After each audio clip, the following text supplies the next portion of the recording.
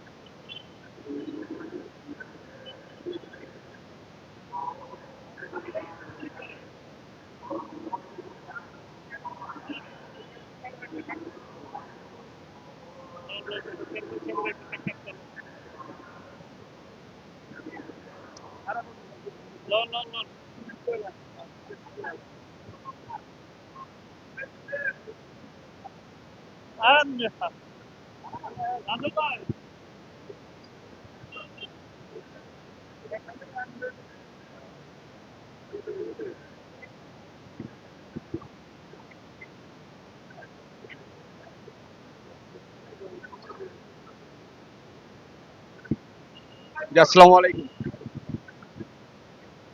বিসমিল্লাহির রহমানির রহিম। আমাদের মা, গণতন্ত্রের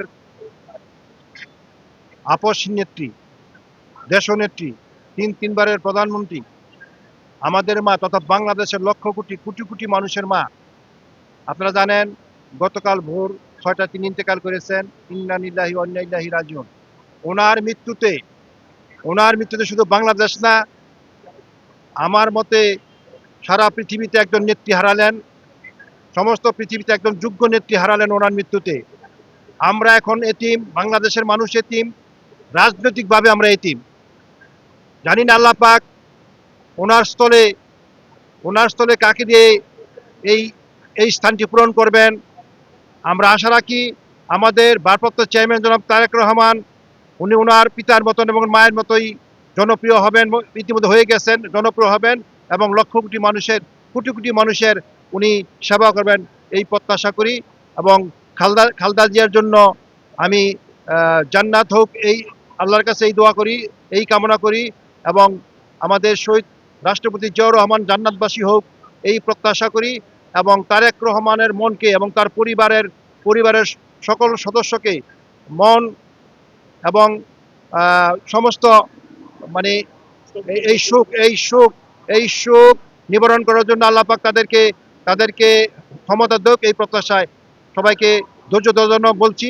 আল্লাহ হাফেজ। বাংলাদেশ জিন্দাবাদ।